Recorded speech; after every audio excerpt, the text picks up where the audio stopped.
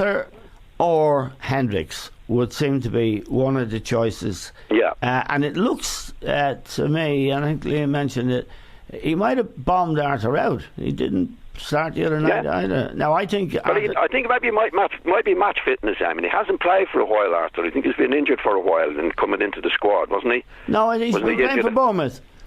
Even recently? Yep.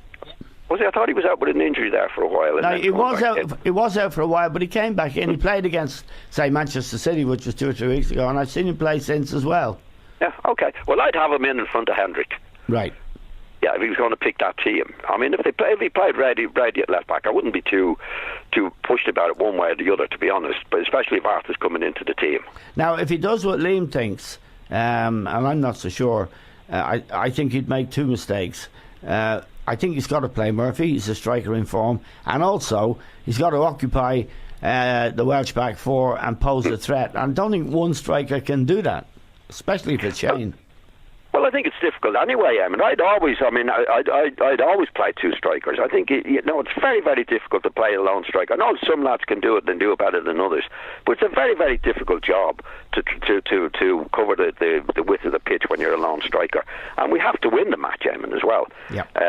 So I think it's Murphy. I think he'll leave Long out. I wouldn't. I'd play Murphy, and I think we've all agreed on that I'd play the 2 strikers up front. I'm not so sure he will. But I think I definitely would. Liam,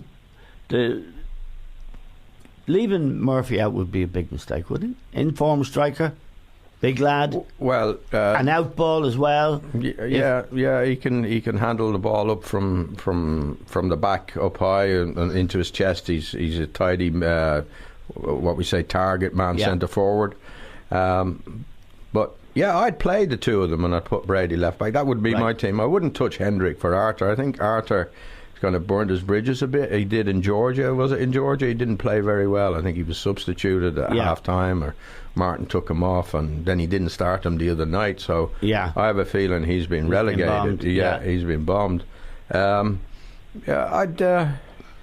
I've given you the team I'd like to see, but I do think Martin will go with 1 striker, and probably Wales will go with 1 striker as well, Eamon, because we've got to have a look at what they're going to do too, you know? Yeah, just let me ask you about that, John. I mean, Wales are in a funny position. A draw's enough for them, and you don't know whether to press for it, to go for it and get the goal, or whether to keep what you've got. Do you see? I know you wouldn't have a psychological problem, but can you see the way it can be a difficulty for a team in that situation, especially when they're at home?